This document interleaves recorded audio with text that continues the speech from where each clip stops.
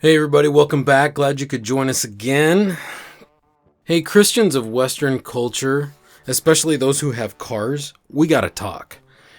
Christianity isn't a bumper sticker. Something to think about. We're going to talk about it today on Christianese, as I wonder if this shallow display is one of the reasons Christianity is floundering today. And as usual, we'll think about our Christian subculture in light of this discussion. I'm your host, J.D. Shin. Let's roll.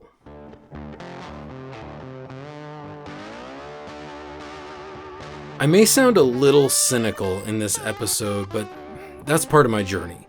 I think this is a conversation that's worth starting, so here goes. Christian bumper stickers. We all see them. But what do they really communicate? Anything? Anything meaningful? Well, I have my doubts. I get it. Cliches have these embedded truths in them. But I get the feeling we kind of live by these little stickers. And I wonder if these little displays, for one, meet their intended outcome. And for two, do cliches really plumb the depths of God's incredibleness? Today's conversation starter looks at these little stickers. So let's start with these. Do you follow Jesus this close? You've seen that one. And I kind of think that one is a bit of a rude display that says, hey, you're too close. Back off. So you're using Jesus to passively aggressively tell someone that they're following you too close. Well, that's rude. And I don't think rude Christianity is really valuable. How about this one? God is my co-pilot. I like the response one a little bit better, and it's actually Christian to an extent. If God is your co-pilot, you better switch seats. That makes a lot more sense. I mean, it's still quippy and short, and just for the record, quippy is going to be used a lot today.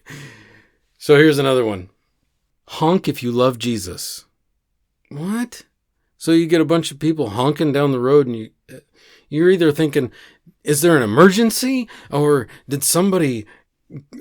what's going on? There's a little bit of a panic. There's another one that says, honk if you love Jesus, text if you want to see him.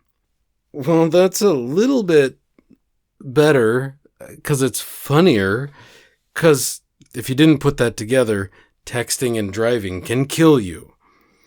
But is that a message we want to really send? I don't know. This one, I don't know. It just kind of gets under my skin. My boss is a Jewish carpenter. Okay. So are you an apprentice? Are you like learning to be a carpenter and your boss happens to be Jewish? I mean, that's when we think of the people that read that, they kind of go, what? What are you communicating? I don't understand. That doesn't make any sense. And it's like a way of, it's like Christian coding where you say to other Christians, hey, we know that our leader is Jewish and he was a carpenter and he's our boss. Isn't that cute? Oh, ugh. This one kind of gets me mad. Elect Jesus, your life leader. Okay, Jesus is not a Democrat, an independent, a Republican. He's not a political leader. He is he's God. So that's bigger than trying to say that we should elect Jesus. Election is done by a mass group of people, and then with the result of that election and voting, a person goes into a political leadership. That's not what we do with Jesus at all.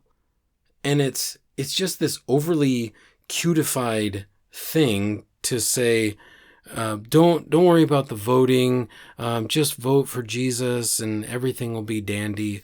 No. Okay, anyway, I'm going to move on from that one because I'm starting to get frustrated. Okay, save gas, walk with Jesus. similar to that elect Jesus thing. Jesus didn't promise that things would get better.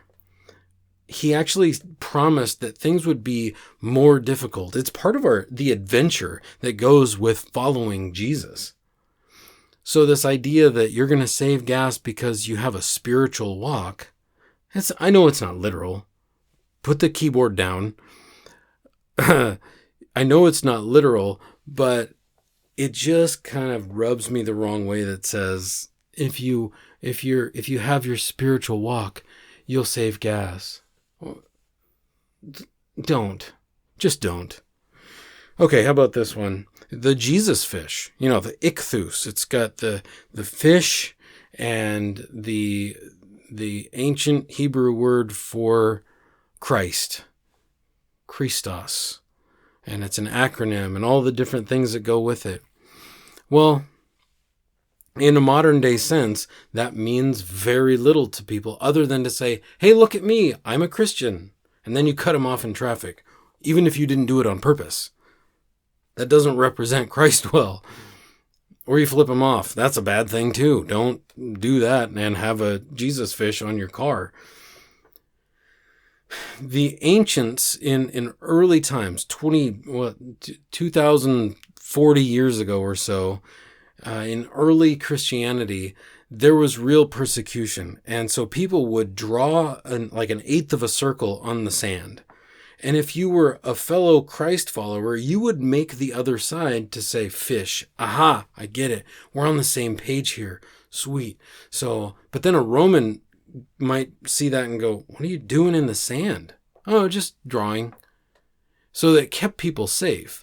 For us to stick a Jesus fish on our car, it's a different statement now than it was then.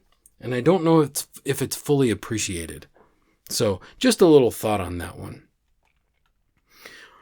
In case of rapture, this car will be unmanned. A couple thoughts on that one. I remember watching Bugs Bunny, and Bugs would say things like, oh, joy, oh, rapture.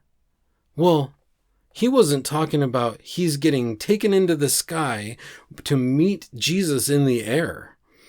That's a whole eschatological viewpoint that not all Christians share, by the way. I'm not saying it's right or wrong. That's a totally different discussion. But when a person who doesn't have any frame of reference for Christianity reads that, they have no idea what you're talking about. And then, in the event that the rapture takes place and your car is unmanned, what are people going to do in that time frame? Are they all going to suddenly become eschatology majors and know what happened? No. That's not, there's a great falling away, and all this stuff takes place where people go, oh, good, we don't have those people around anymore. We can kind of do what we want. Oh no, there's a war and all the things. Read Revelation and Daniel and the other prophetic books to find out more. But my point with bringing that bumper sticker up is to say that doesn't make any sense.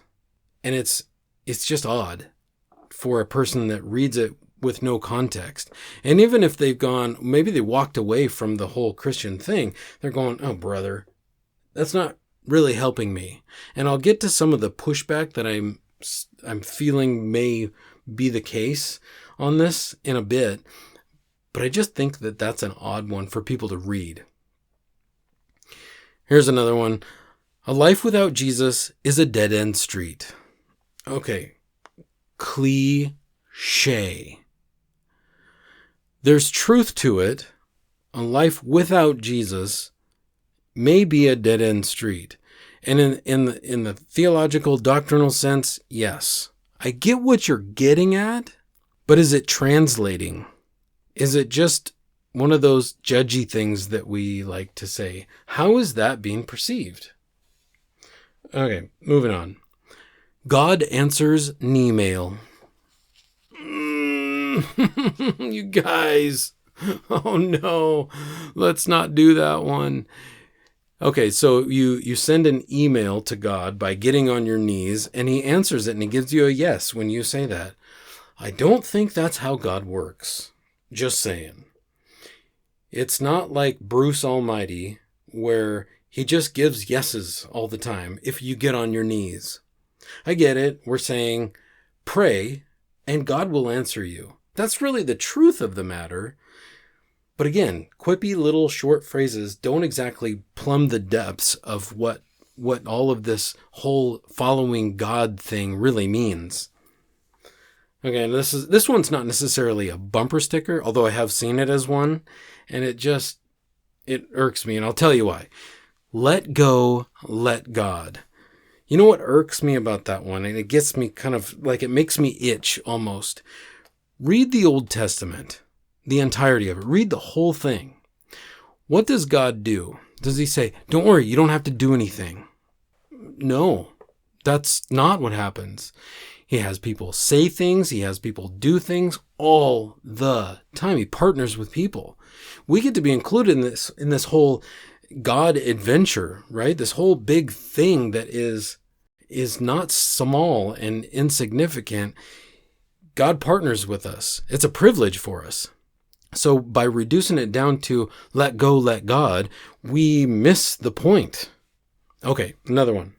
If you died tonight, would you be in heaven or hell? I've seen that one just plastered on the back glass of a vehicle multiple times. So if I'm an agnostic and I read that and I go, I don't really think that those two places exist. So that question is irrelevant. True or false, it doesn't matter to the person reading it. And again, I've got some pushback that I've actually thought through that I'm gonna touch on in a minute. Normal isn't coming back, Jesus is. I've seen it on T-shirts. I've seen it on bumper stickers, and again, it just doesn't translate. Here's another one. Don't let my car fool you. My treasure is in heaven. Okay, I have a reliable vehicle, and I like it. It's cool. It's good and so forth, but it sounds a little arrogant to be straightforward on that one. And I don't know, that one's just kind of annoying to me. And I get it. Jesus said, make your treasure in heaven. True. Do you need to put it on a bumper sticker? Did he say, make your treasure in heaven and make sure you add a bumper sticker that says where your treasure is? I don't think that's what he meant. How about this one is, again, another one that I don't think really communicates the whole point. When you see it, it says born squared and intending born again. Well, why are you saying that on a bumper sticker? If you're born again, isn't that a life reflection, not a car reflection? Just saying, something to think about. I brake for Jesus. I have no idea what that means. When I see the word brake, I often think of the Department of Transportation and the flaggers that are out there saying, hey, slow down, we got some construction going on. I brake for flaggers because they tell me that there's a thing up there. Or I take a break every day at my work and I pray then. Okay, good. But again, is that a thing that we need to put on a bumper sticker? What is that actually saying when we put that out on our public site things? Okay, and last one.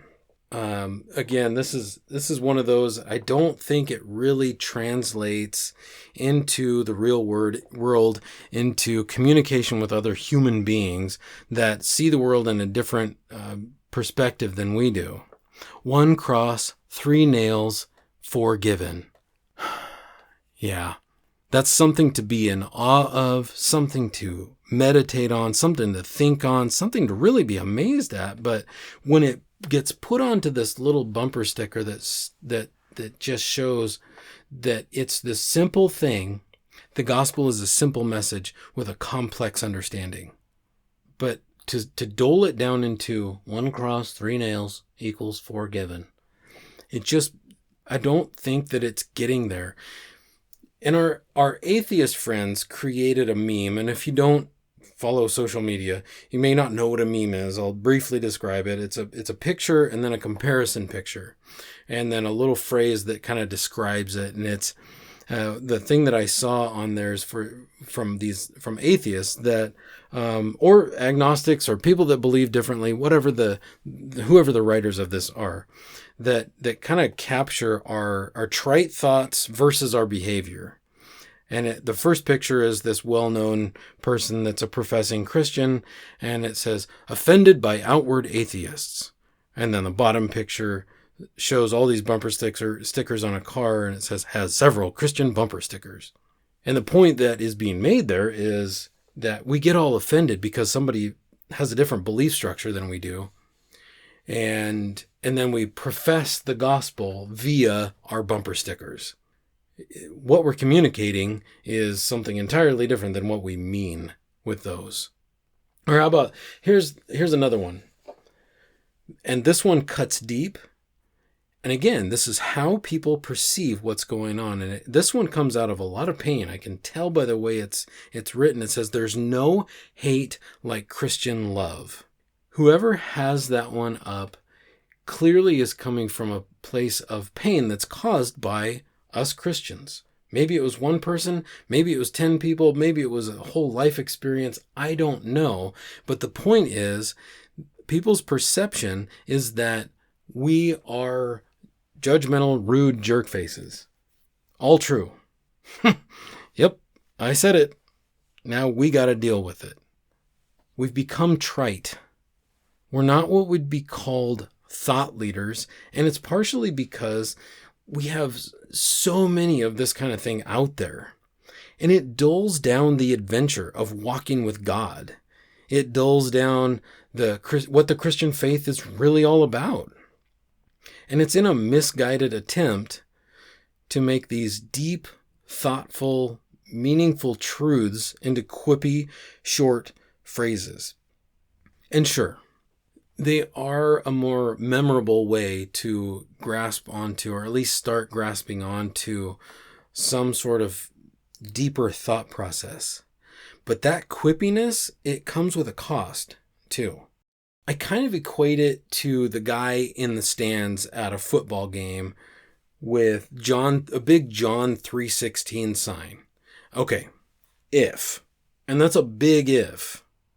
If someone doesn't know what that scripture says, do you really think they're going to turn off the game, dust off the Bible that they inherited from their grandpa, and find that verse and decide, that sign really spoke to me, and I read John 3:16, and I'm ready to put a bumper sticker on my car?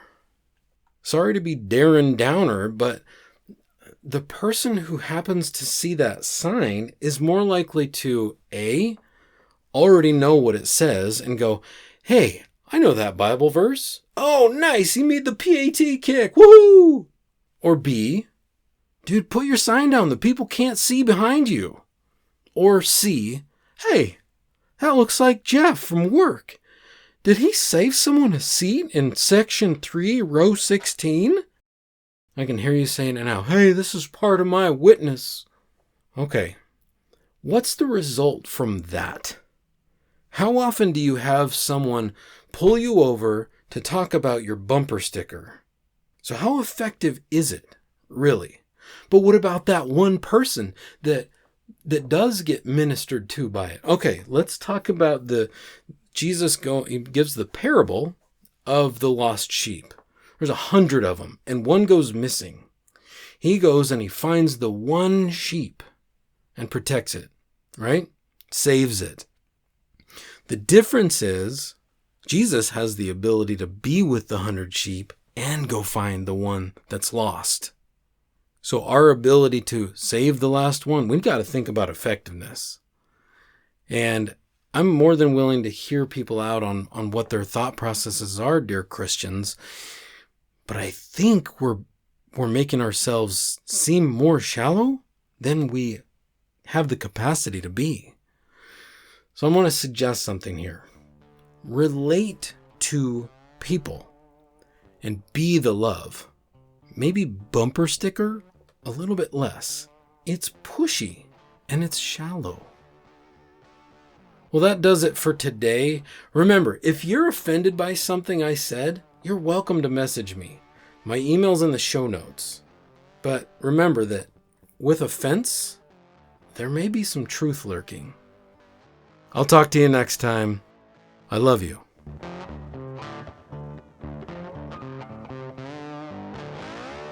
To support Christianese with JD Shin, click in the show notes. It'll help my dad create future shows.